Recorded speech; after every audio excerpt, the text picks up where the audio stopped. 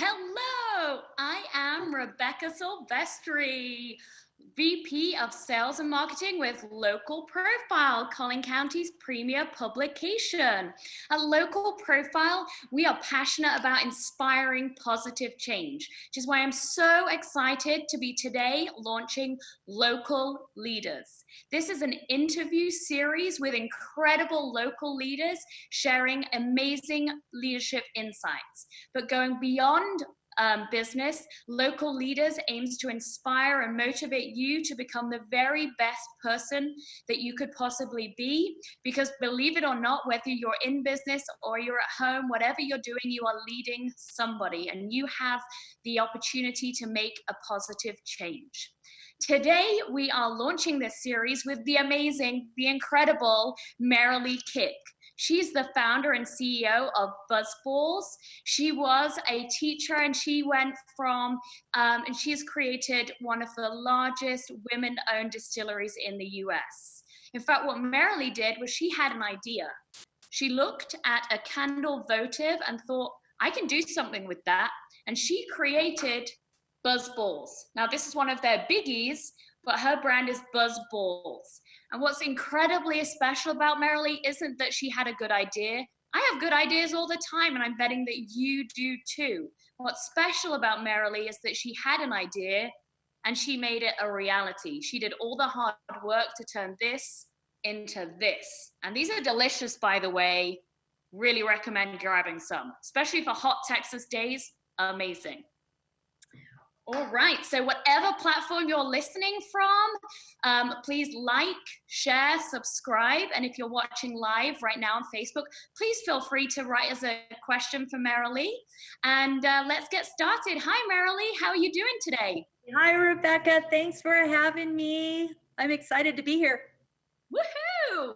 Well, Merrilee, let's get started. Tell us your story.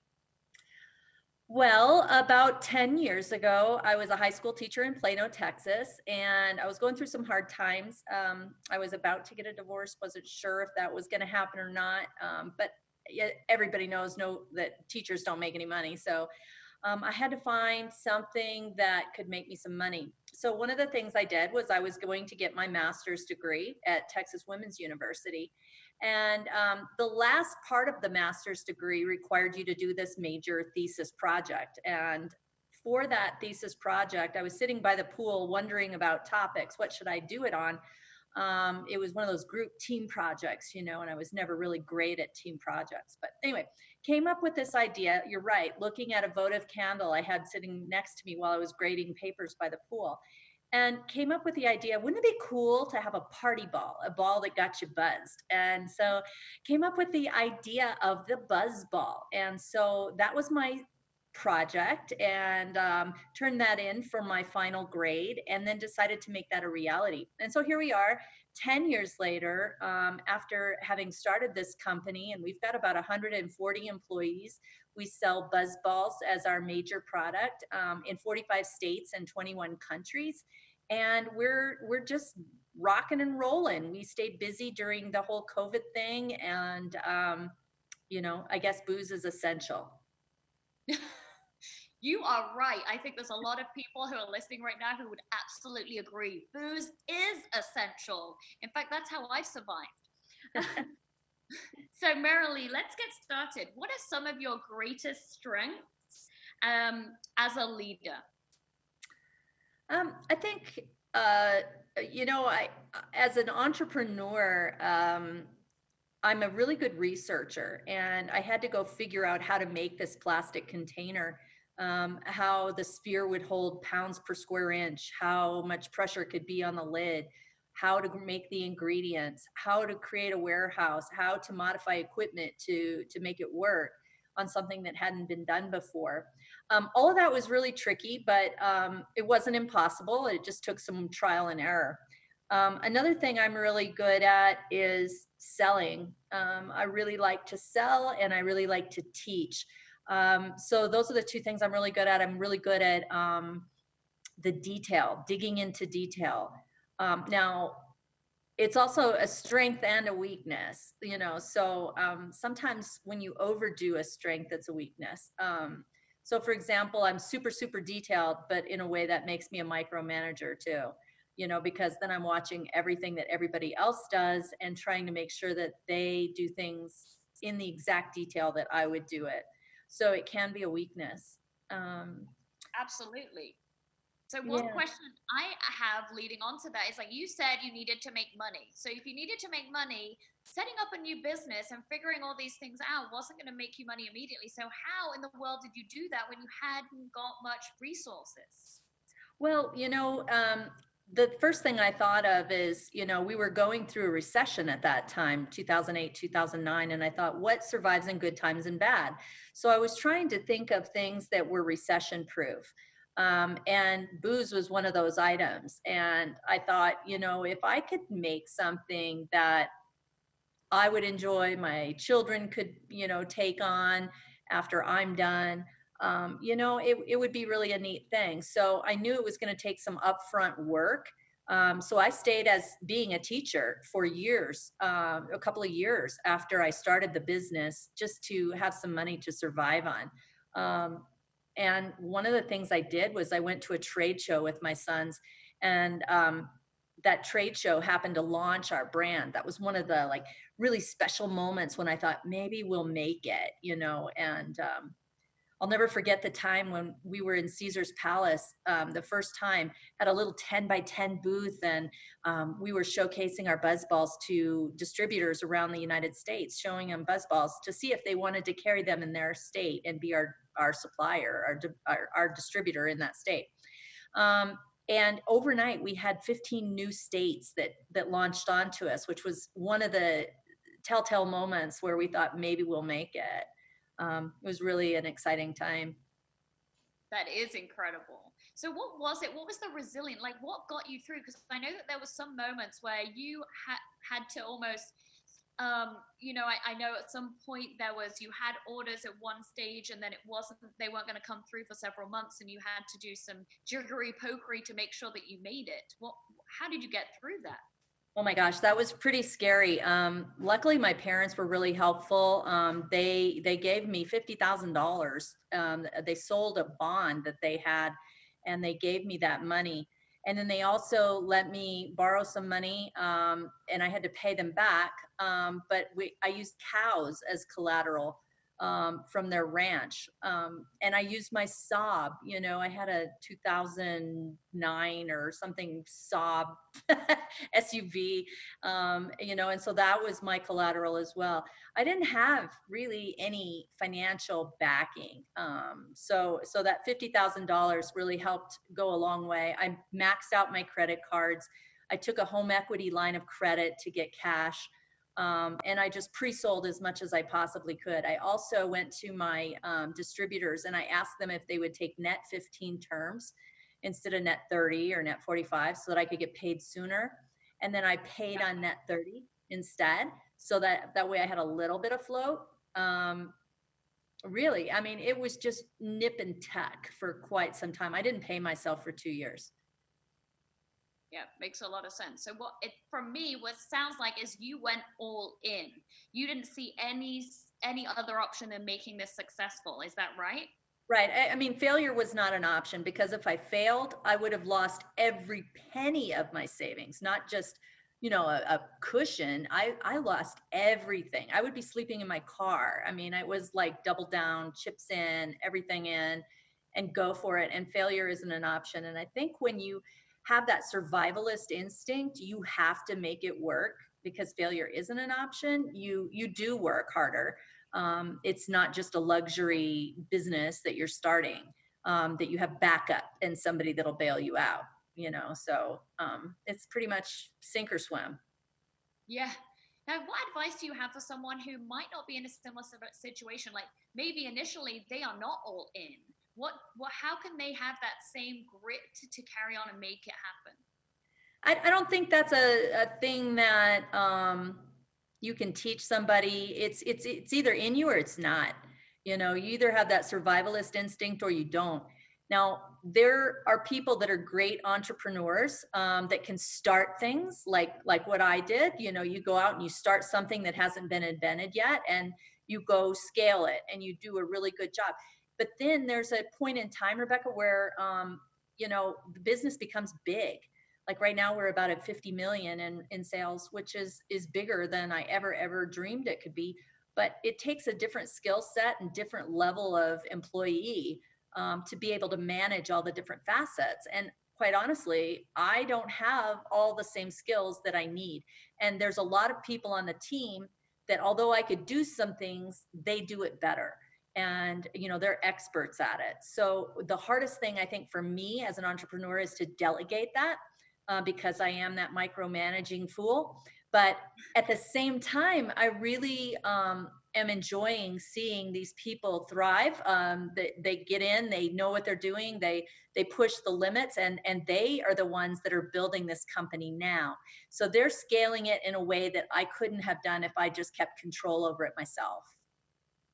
Absolutely. So just a quick reminder, if you're watching on Facebook, please send us your questions, just comment below. So Merrilee, what failure has been your biggest learning experience so far? I think this is part of growing up. In my early 30s, I realized that I needed to trust my own instinct instead of living my husband's life or living my life for my kids. I had to trust my own instinct on what I thought was right and what I thought was wrong. For example, current day example, COVID. CDC and WHO said, World Health Organization said, don't wear masks. It doesn't work. It's not going to save the masks for the healthcare providers. I'm like, no, I'm going to look at what China's doing. They're all wearing masks out on the street. They're all taking their shoes off before they come in their house. They're all washing their hands. They're all keeping social distancing. They're not going to bars, all these things. And I went out and I bought 40,000 masks from China and had them shipped to the United States so that my employees would have them. Because my fear was, even though the popular thing to say was, oh, you don't need a mask if, it's not for you, it's to protect someone else and the healthcare providers need it. I didn't trust that. And I trust my own instinct.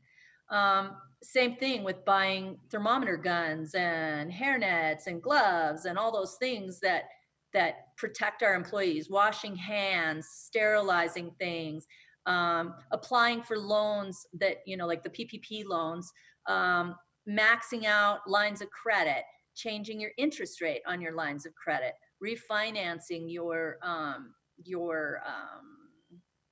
mortgages and things like that while you've got rock bottom interest rates. Do it now, and get that stuff going and, just maximize your cash. So it's one of those things, it's like trusting your instinct, I think, is probably the most important thing I've learned. And it never really steers you wrong, and it never makes you feel bad if you trusted it.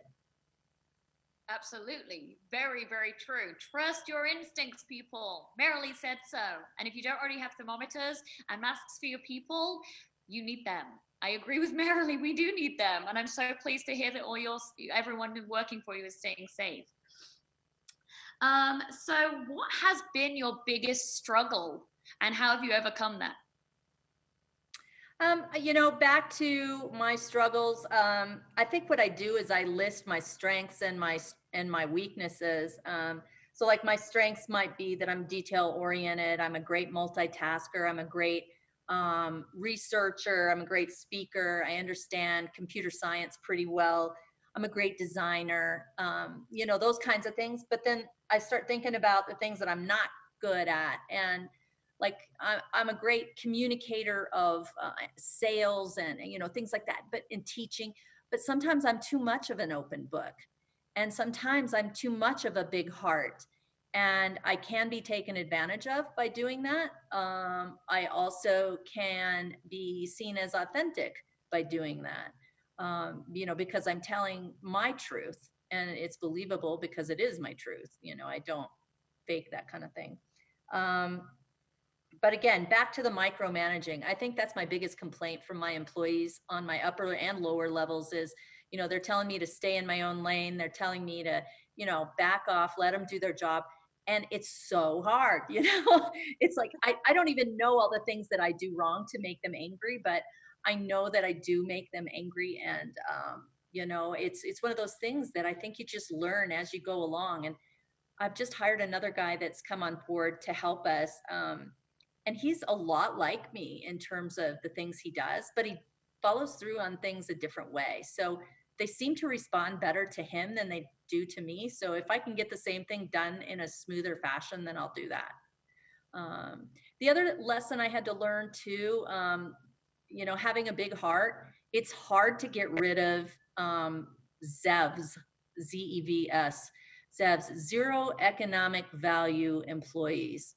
So when you have somebody that works for you that has zero economic value, and they've proven time and time again that they are just not going to cut it, you have to cut the cord. You have to let them go.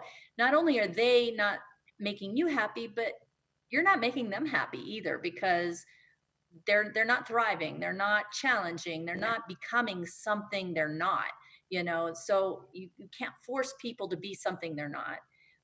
But that is a hard nut to swallow too, when you're like really trying to change somebody. You really can't, and you really have to just take that lesson that, you got to get rid of them. Yeah. Well, I have a viewer question. When did you learn that lesson the hard way? Well, I can't really talk about all the details on that, but we have had to let some employees go, and it's always painful and sad because there's always personal circumstances that go around that. And then there's also management opinion about that. Like the manager may not want to get rid of them, maybe just wants to keep them forever and ever and ever and ever and ever. But then when you offer the manager, hey, would you rather have this person or that person, somebody that does X, Y, Z, or somebody that is the same as this person, they go, oh my God, I'd rather have that person that does X, Y, and Z. If I could have that, that would be great. And so then all of a sudden their mind changes, So I think that that's a lesson that every manager has to learn. It's great to be friends with your employees, but it's also hard to let them go if there's a problem. So those are the things that I worry about. People have a big heart and you're friends with them. It's just not good for the employee. It's not good for the business. So, and the other things I think are interesting is, like when you have faults, as you're the boss, when you have faults, your managers really don't hesitate to point that out. They jump to tell you that you did this wrong and you did this injustice, you did something wrong. And I think it goes both ways, the manager, me, or the entrepreneur, the boss, you are typically the one that goes and tells your employees that they did something wrong, and then they feel shamed, and then they feel stupid, and, all those things. And it's like, you didn't really want them to feel any of those things. You just wanted it to be done differently. But I think that can drive a wedge between people too, is when you tell them to fix things, it's very difficult because then they get scared. I don't know how many other managers out there say that their employees are scared of them, afraid of them because they're afraid to speak up. Some of them are, some of them aren't. Yeah. So Merrilee, what strategy do you use to be able to talk to your employees or just other people in your life that have a more positive outcome?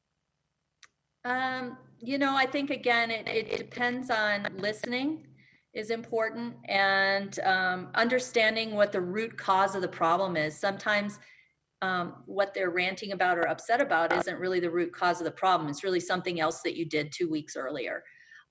So I think it's really important to find out where did it start and what things were said. You can't unsay them. You can't undo them. But what you can do is set a path to go forward and kind of pledge to work together on not making those things happen again, or to mitigate that risk. Absolutely. I love that piece of advice. So what is some of the best piece of advice that you've ever received? For me, one of the best pieces of advice that I got from a manager after I got fired from a job was don't look back. And that was a hard thing because I mean, I just got fired from a job that I thought I did a good job at. But he said, you know what, you've got so much personality, so many things going for you. You can do so many different things. Just don't look back. Go find something that really interests you. And that's easier said than done, right? You know, because you have to make a living, not just things that interest you. You can't, you know, just live on your desires. So, you know, it was just trying to do very many different things, not looking back and feeling bad about that, just going forward and setting a new path, trusting your instinct, going forward and figuring out what's best for you. You know, like figuring out your skills, you know, what skills do you have? COVID's here. A lot of people got laid off. A lot of people are unemployed. Maybe the job that they're in isn't coming back for a whole year. So what else can they do? They can't keep holding on to what they did before because obviously there aren't going to be any jobs in that field for a long time. So maybe they have to do something else. Maybe they have to work in a different field or trade, you know, something they've maybe always wanted to do but never had the guts to or courage to try. So you never know what can spawn from that. Maybe some new businesses will crop up, I'm hoping. Yeah, me too. So you mentioned that BuzzBalls was founded in the last recession, and I think we're all in agreement that this is a recession, or is at least going to be. What advice do you have for other people who have a business right now, or they may be thinking about starting a business right now? What's your advice? I think my advice is to stay away from fear mongers and people that are, you know, just totally the sky is falling, you know, type of people that just think they see bad in everything. You know, try to surround yourself with positive people, look for where the future is going, do your best to protect yourself in this type of crisis, and then figure out what free things you can do to help people. You know, we're having to do this on Zoom right now instead of face to face. You know, you pivot, you do things differently, and that's okay. And good things will come from that. You know, just figure out how you can pivot your business. Like for example, we made hand sanitizer for our distillery. That's not something we normally do, not something we really want to continue doing. But we're one of the only companies out there that's making hand sanitizer for some reason. So, you know, it's just something we're doing for free to help out the people and first responders. But due to that, it may lead to some business, you know, like maybe on some of the airlines that we gave our product to, maybe someday when they start serving in flight again, maybe they'll have BuzzBalls on their flight, you know, which is what we hope. You know, so maybe it spins into some good publicity for us. Or at least some goodwill from us.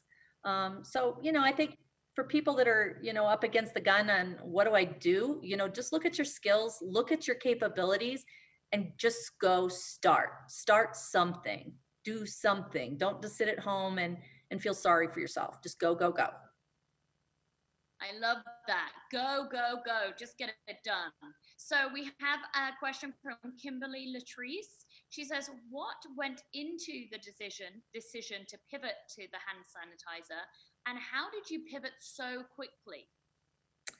The decision was made on a Friday afternoon when the Alcohol, Tobacco Tax and Trade Bureau, our federal government that governs alcohol sales, they came to us, all the distilleries across the United States, and they said, we are begging you guys, all you guys that have distilleries, to make hand sanitizer for the betterment of the United States.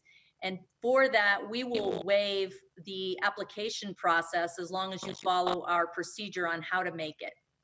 So they gave us a recipe, and the very next day, we started production. My managers all came in. We all sat there. We hand-labeled, hand-filled bottles of sanitizer with what we had available. And then we ordered a whole tanker truckload and made 18,000 gallons of hand sanitizer and put it all together. But we quickly pivoted because we felt like it was something important that we had to do. And, you know, we were scared. everybody's scared. We're all scared. And it was something that helped us feel like we were making a difference. Absolutely. It was incredible to see you do that so quickly. And we have a comment from Lisa Smith. She's with FedEx office. She says, Merrilee, thank you for all you have done for the community. Your donation of hand sanitizer was invaluable. Oh yeah, Lisa, she's helpful. She really helped us even get a contact within Southwest Airlines too. She was super helpful with FedEx and just helping us. We FedEx stuff everywhere, all over the United States. So that sanitizer went out and she helped us get that in motion. So I appreciate their partnership as well. Well, that's neat. So right now, with so many people struggling, you already mentioned just go, do something. Beyond that, someone's watching, what's something else, something that I could do today that's going to make a difference? I think the best advice I can give somebody is have confidence in yourself. And so many times as women, we don't. We always hide behind our husbands or hide behind the job. And, we have great ideas, but sometimes we're afraid to speak up.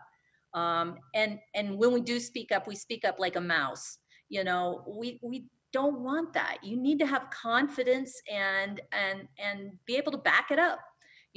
That's what I love as a business owner. I love it when my employees come to me with great ideas and they come to me with confidence and say, this is what's wrong. This is how I can fix it.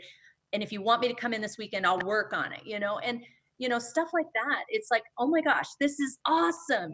Yes, go do this. And with the women, I feel like, we just have to have confidence in ourselves, trust our own instinct, and not be crazy mean about it, not in a negative way, but be really strong, and firm and serious about results and what things we think we can do. So that confidence, trusting your instinct, those are two things that I think are just absolutely invaluable. I couldn't agree more, Merrilee. And just before we wrap up, have you got any finishing final thoughts for us? Oh, I'm just looking at my notes here, trying to figure out if there's, I think that, COVID brought out a recession and a lot of companies are going out of business, which is really sad. But I think that COVID created the last nail in the coffin for many businesses. Those businesses weren't doing well before COVID.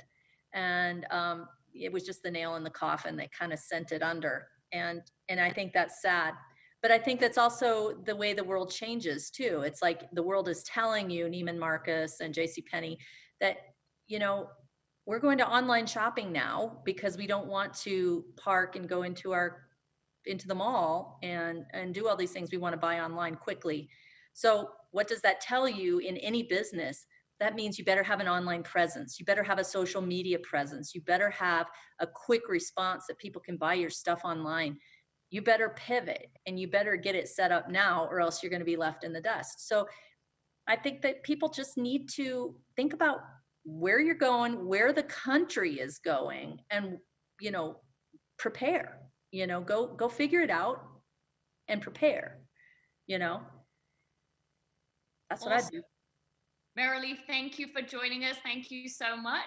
And for everyone watching at home, thank you so much for joining us. If there's just one thing that I took away from Merrilee, it is that 1, have confidence, and 2, believe that you can do it because you can. We can all achieve incredible things. Merrilee has just proven that, and we're so grateful to have her on here today. Thank you, Merrilee, again.